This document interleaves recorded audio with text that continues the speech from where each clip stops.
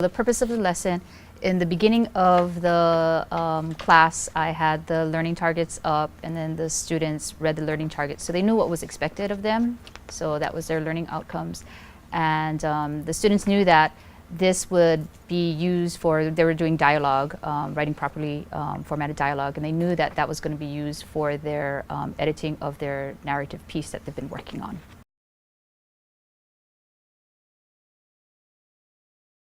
Students were working in groups in creating dialogue tags because that was one of my learning objectives, and working in groups worked well.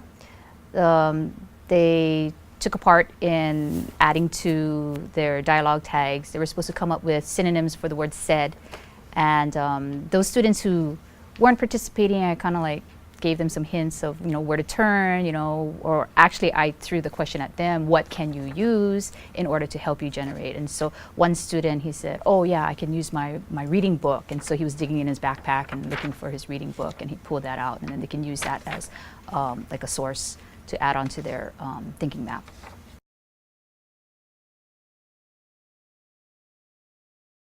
Since our periods are only 45 minutes long, it's important that we use the time wisely. So having all the materials prepared ahead of time will lessen the amount of time of me running around looking for, oh wait, I need this, I need this, I need this. And then the kids won't have to wait and be off task. Being organized helps the class flow easier.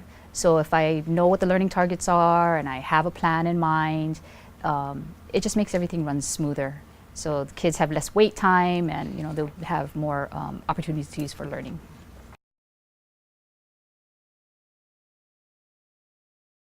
I gave them my expectations. In fact, they gave me the expectations because they knew what I expected. But I still needed to go around and monitor students because there was still some off-task behavior. I had a student using the markers and drawing, instead of adding to their thinking maps. And so in that sense, I would tell them, focus, what should you be doing? Management is really important because the kids learn more, they learn from each other, and it just makes everything flow better.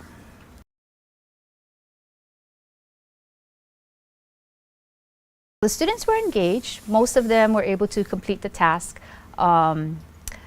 I did have to guide some students on staying focused. I did have to guide some students on where to turn for additional resources.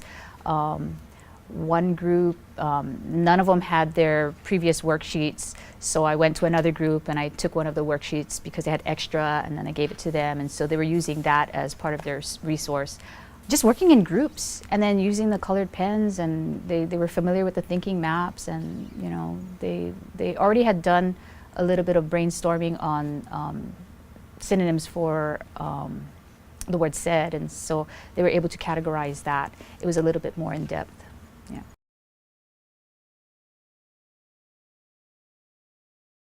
They knew that they were going to use this for their editing of their narrative paper, and I'm going to have all their thinking maps posted around the classroom so they can use it as a reference, and they can go up and check out some synonyms for said instead of always saying he said, she said, he asked, she asked, he replied. And so the kids came up with some really good synonyms like pondered and queried, and hopefully they can know what those definitions are and use it properly in their narratives.